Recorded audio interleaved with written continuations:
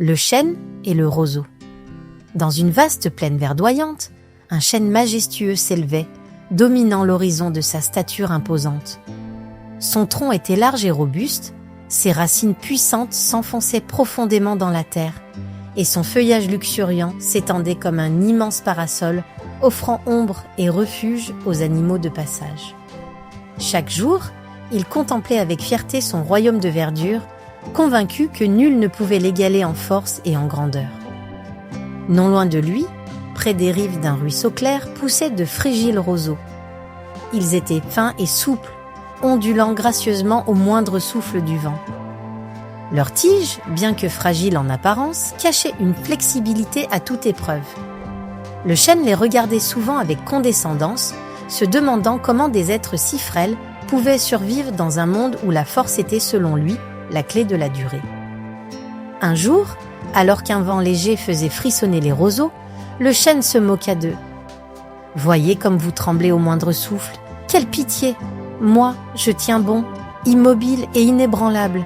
Vous devriez aspirer à plus de solidité. » L'un des roseaux, sans se laisser troubler, lui répondit calmement. « Moi je plie et je ne romps pas.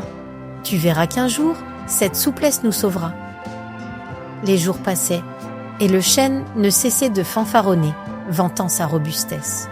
« Regardez-moi, disait-il, je suis immuable. Les tempêtes qui grondent ne sont pour moi qu'un simple frisson. Les vents qui soufflent ne peuvent m'ébranler.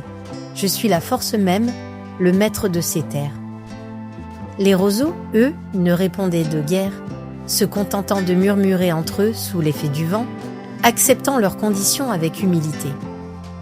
Un jour, l'horizon s'assombrit. Le ciel, jadis limpide, se chargea de nuages noirs et menaçants. Un silence pesant précéda le tumulte.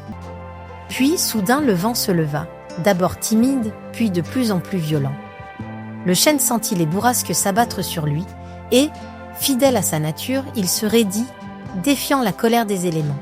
Les roseaux, eux, plièrent sans résistance. Ils s'inclinèrent avec souplesse sous la fureur du vent, se courbant presque jusqu'au sol, mais sans jamais se briser.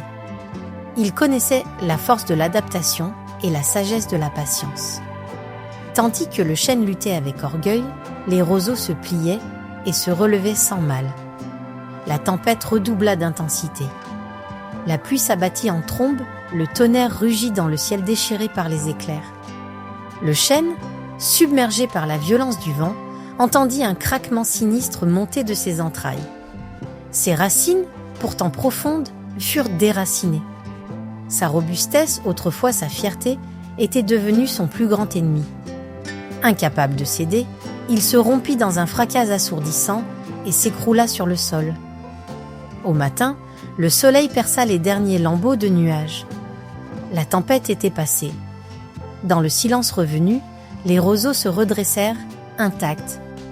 Ils observèrent avec tristesse l'immense chêne abattu, étendu de tout son long, vaincu non par manque de force mais par excès de rigidité.